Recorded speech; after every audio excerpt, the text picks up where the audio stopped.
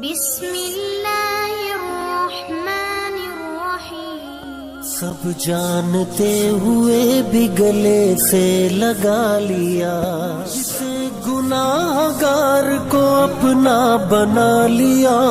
سب جانتے ہوئے بھی گلے سے لگا لیا. حضرت عمر جب نعرہ لگاتے نا تو کس طرح کانپتے. سفیر آتے روم کے ملنے کے لیے تو کہتے جاؤ عمر نفل پڑھ رہے ہیں، ٹائم کوئی نہیں. ایک دن اندر میٹنگ ہو رہی تھی، حضرت عمر میٹنگ میں بیٹھے تھے. آپ کے بیٹے ملنے آئے عبداللہ ابن عمر. ابا جی اندر آ جاؤ. فرمایا دروازے پہ کھڑا ہو، میں ضروری بات کر رہا ہوں، اندر نہ آنا. جناب عبداللہ ابن عمر کہتے میں دروازے پہ کھڑا ہو گیا. تھوڑی دیر گزری تو امام حسین بھی آ گئے. ایک حدیث میں ایک روایت میں امام حسن کا لفظ بھی ہے. امام حسین آئے، آ کے عبداللہ ابن عمر سے کہنے لگے عمر فاروق اندر ہے؟ تو کہا وہ اندر تو ہے. تو کہا آپ کیوں دروازے پہ کھڑے ہیں؟ کہنے لگے ابا جی نے کہا ہے یہاں انتظار کرو، میں کوئی ضروری بات کر رہا ہوں. لیکن شہزادے میرے لیے کہا ہے، میرے لیے آپ جانا چاہیں تو چلے جائیں. امام حسین کہنے لگے امیر المومنین کوئی بات کر رہے ہوں گے، میں ظہر کے وقت مسجد میں مل لوں گا، ظہر کا ٹائم آئے گا نا تو میں مسجد میں مل لوں گا. یہ کہہ کے چلے گئے. حضرت عمر باہر آئے تو حضرت عبداللہ ابن عمر سے کہا کہ کوئی آیا تو نہیں؟ عرض کی حضور حسین ابن علی آئے. حسین ابن علی. تو کہا اندر کیوں نہیں بھیجا؟ کہا میں نے کہا تھا بے شک چلے جائیں، لیکن وہ کہہ رہے تھے کہ میں ظہر کے وقت مسجد میں مل لوں گا. تو سیدنا عمر فاروق فرمانے لگے عبداللہ تجھے تیری مار ہوئے، حسین کو کیوں واپس بھیجا؟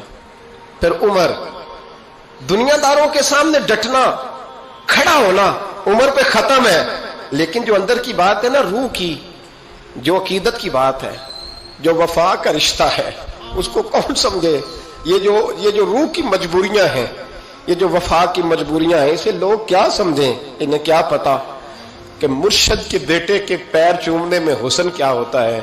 انہیں کیا پتا کہ جب استاد کا بیٹا گھر میں آتا ہے تو دل کرتا ہے مکان بیچ کے اسے دے دیں، اس کے باپ کی نیکیاں بڑی ہیں. جناب عمر فاروق دوڑے گئے، امام حسین کے دروازے پہ دستک دی.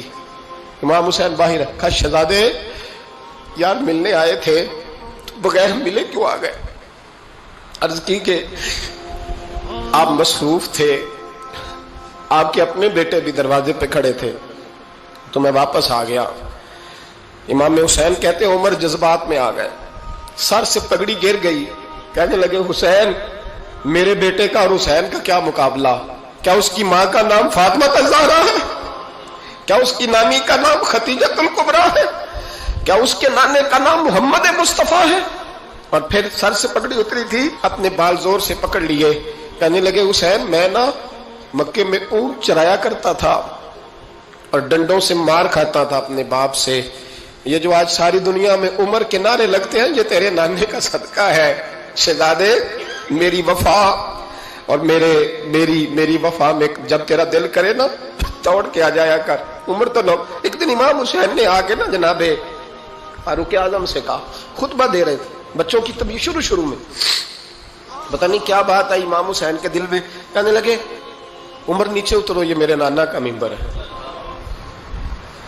تو حضرت سیدنا عمر سنو، کبھی میرا بھی بچہ آ جائے تو میں کہتا ہوں اس کو پکڑو یار، بچوں کو تو نہیں نا جمعوں میں مطلب ذکر کیا جاتا، اترنا میرے نانے کا ممبر ہے.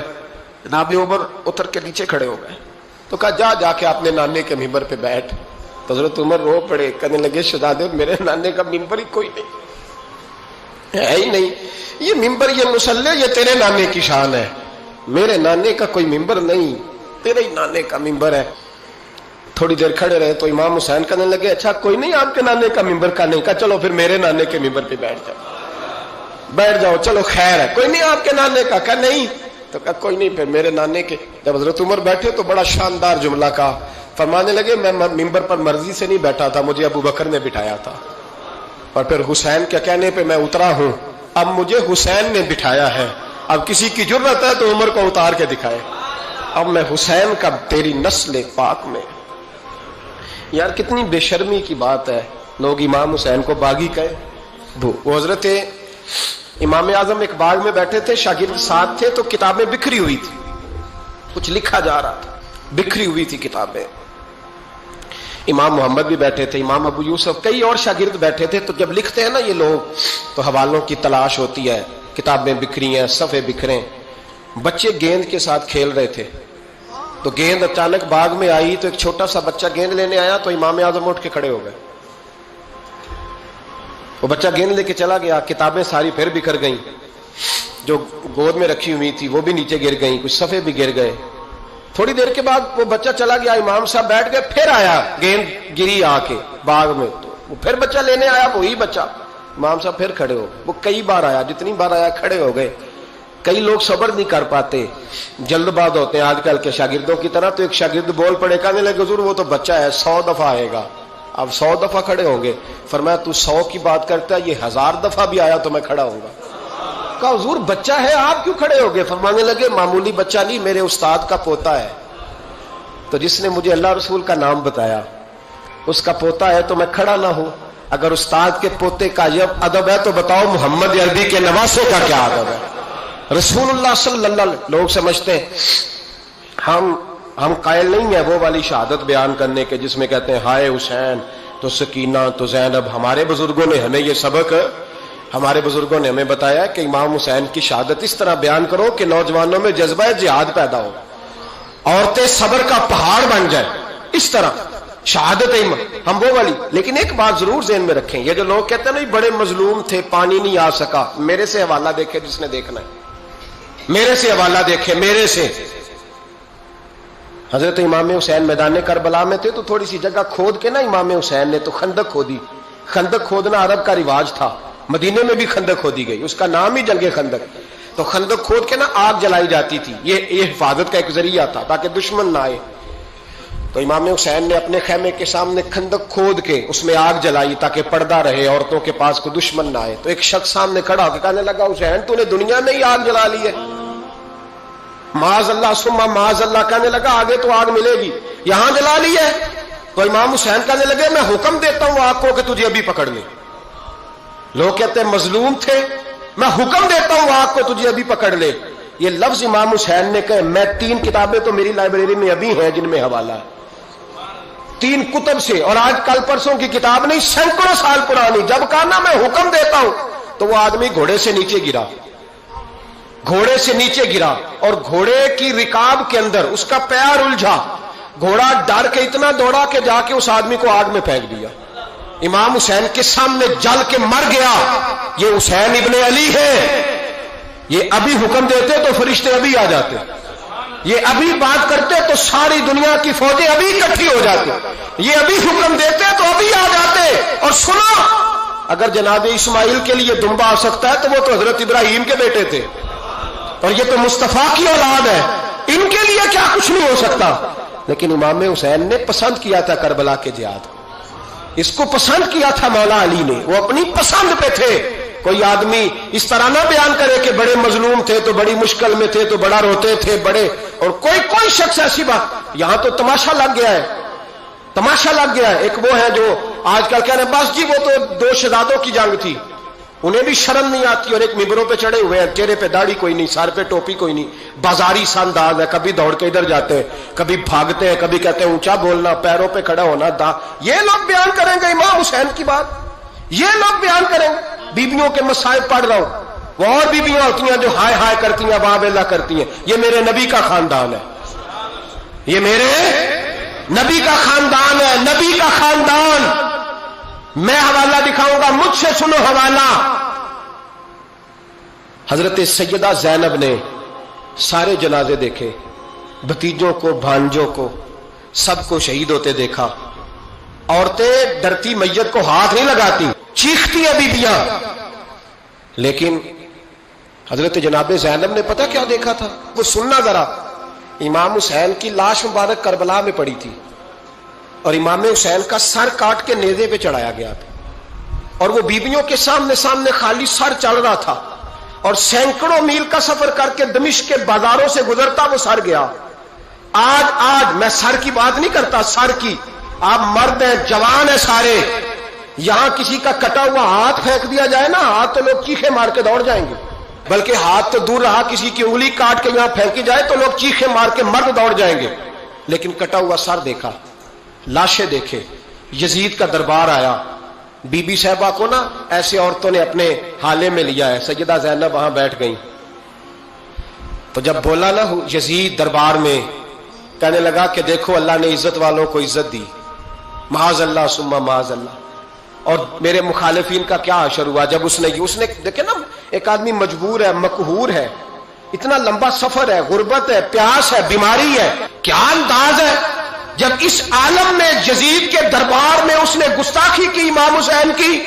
یہاں لوگ کہتے ہیں کسی کو کچھ نہ کہو, کہ کیوں نہ کچھ کہیں, جو سیدنا امام حسین کے بارے میں بات کرے گا زبانیں کھینچیں گے اس کی, جو صحابہ کے بارے میں بات کرے گا ہم کرنے دیتے ہیں. یہ کیا بات ہوئی, گستاخی کرنا, بے ادبی کرنا, یہ کون سا دین ہے؟ یہ تو تم بے دینی پھیلا رہے ہو. سنو, جب اس نے بے ادبی کی تو سیدہ زینب چپ نہیں رہی, بلکہ حضرت زینب بولی اور کھڑی ہوئی, اور آپ نے تلاوت کی قرآن مجید کی, اور آیتیں پڑھی, کہنے لگی وَتُعِزُّ مَن تَشَاءُ وَتُذِلُّ مَن تَشَاءُ بِیَدِکَ الْخَیْرُ. اور آپ فرمانے لگی یزید تو کہتا ہے تیرے مخالفین پسپا ہو گئے, تجھے عزت ملی. آپ فرمانے لگے یہ تیرا دربار ہے نا, یہ تیرا سجا ہوا ہے نا, تیرا اس وقت ڈنڈا چلتا ہے نا. فرمانے لگی چند سال ٹھہر جا, تیرے اوپر لوگ لعنتیں برسائیں گے. اور فرمایا جب جمعے پڑھے جائیں گے تو لوگ میرے حسین کے نام کے خطبے پڑھیں گے. فرمایا آج یہ تیرا دربار ہے نا. حضرت نعمان بن بشیر صحابی رسول تھے, وہ کہتے ہیں میرے قریب ایک نابینا صحابی بیٹھا تھا, سنو سنو حوالہ میں دکھاؤں گا. کہنے لگے میرے قریب اس وقت یزید کے دربار میں ایک نابینا صحابی بیٹھے تھے. جب بی بی زینب نے یہ بات کی نا تو وہ نابینا صحابی میرا ہاتھ پکڑ کے کہنے لگے نعمان علی آ گئے, یہ تو علی کی آواز ہے, علی آ گئے. جبریل امی بول رہے ہوں جیسے, حکمت کے گوہر رول رہے ہوں جیسے, دربار دمشق میں وہ زینب کا خطاب منبر پہ علی بول رہے ہوں جیسے. کہنے لگے علی آ گئے, علی, یہ تو علی کی آواز ہے. جناب نعمان بن بشیر کہنے لگے نہیں, علی جب بولتے تھے تو بڑا رنگ ہوتا تھا, ابھی تو زینب کھل کے بول ہی نہیں رہی, ابھی تو زینب ستائی ہوئی ہے, ابھی تو زینب زخم کھا کے آئی ہے, ابھی تو زینب پیاسی ہے. کاش زینب تر و تازہ ہوتی, اور زینب خطبہ پڑھتی تو علی کی طرح گرجدار آواز نکلتی. یزید کے محل کانپتے, جبریل امی بول رہے ہوں جیسے, حکمت کے گوہر رول رہے ہوں جیسے, دربار دمشق میں بی بی زینب کا خطاب منبر پہ علی بول رہے ہوں جیسے. وہ مسکینوں کی طرح منتیں نہیں کر رہے تھے, ہائے پانی ان کا مزاج ہی نہیں تھا, بلکہ وہ دلیر لوگ تھے, دلیر, اور بر موقع بر محل بولتے تھے. یزید آیا دربار میں, جب یہ سارا قافلہ وہاں پہنچا تو یزید دربار میں آیا, اور جب وہ دربار میں آیا تو بادشاہوں کا طریقہ ہے, گاڑیاں, اب ہمارے بادشاہوں نے روٹر والی گاڑیاں رکھی ہوئی ہیں, وہ یوں چلتی ہیں, شور ہوتا ہے پیچھے. اس زمانے میں کہا جاتا تھا با دبا ملاحظہ ہوشیار, پیچھے ہٹ جاؤ, نعرے لگنے لگے. تو یزید کا ایک ناخلف بیٹا امام زین العابدین سے کہنے لگا تیرا باپ کہاں ہے, دیکھ یہ میرے باپ دادا کے نعرے, دیکھ میرے باپ کے نعرے, تیرے کدھر ہے. ابھی یہ بات شروع اس نے کی تھی کہ دمشق کی جامع مسجد میں زور کی اذان ہو گئی, اور جب مؤذن نے کہا نا اشہد ان محمد رسول اللہ, تو امام زین العابدین اس کا ہاتھ پکڑ کے کہنے لگے یہ میرے نانا کے نعرے لگ رہے ہیں, اگر تیرا ہے تو بتا, یہ میرے نانا کے نعرے ہیں. اور فرمایا تیرے باپ کے 2-2.5 سال لگیں گے, میرے نانے کے قیامت کے بعد بھی لگیں گے. میرے نانے کے نعرے قیامت کے یہ لگتے رہیں گے, لگ رہے ہیں, اور لگتے تھے اور لگتے رہیں گے. میرے بھائی یاد رکھو, دلیری, ہمت, پہلی بات ان سے پیار کرنا ہے. دوسرا ان کی ہمت, ان کا مقام دلیری کرنا ہے, ان کا کام ہمت کرنا ہے, ان کا کام ڈٹ جانا ہے. کمزوری دکھانا اہل بیت کا طریقہ ہوتی. حضرت عباس کے بازوؤں میں درد ہوتی, جناب زینب پھر پریشان ہوتی ہیں کہ ہم تو اس بے حیائی کے خلاف لڑے اور امت ابھی یہ گند کر رہی. جو چوکوں میں کھڑا ہوتا ہے نا عورتوں کو تاڑتا ہے, وہ یزید کے طریقے پہ عمل کرتا ہے. یہ دلائل ہے, آپ سوچ لیں, اندازہ کر لیں کہ ہم نے کس جماعت میں کھڑے ہونا ہے. اس لیے گند سارا نکالیں. امام حسین کا ایک پیغام آج اپنانا بڑا ضروری ہے. امام حسین نے سر سجدے میں کٹایا, اور قرآن کی تلاوت نیزے کی نوک پہ بھی جاری رہی ہے. اس لیے آج کم از کم 10 نفل امام حسین کی سنت سمجھ کے ضرور پڑھنے. पढ़ेंगे इंशाअल्लाह। जिन्होंने रोजा रखा है बड़ा अच्छा किया है, चलो जो नहीं रख सके फिर भी नफली है, कोई फर्ज नहीं। कम अज कम 3 दफा सूरत यासीन की तिलावत आज जरूरी है इमाम हुसैन के लिए। करेंगे इंशाअल्लाह ताला। अगर वो नेज़े की नोक पे पढ़ सकते हैं तो आप उनकी खातर भी तो पढ़ ही सकते हैं ना। तो बहुत जरूरी काम आज नफल पढ़ना है और बहुत जरूरी काम आज कुरान पाक की तिलावत करना। करेंगे इंशाअल्लाह ताला।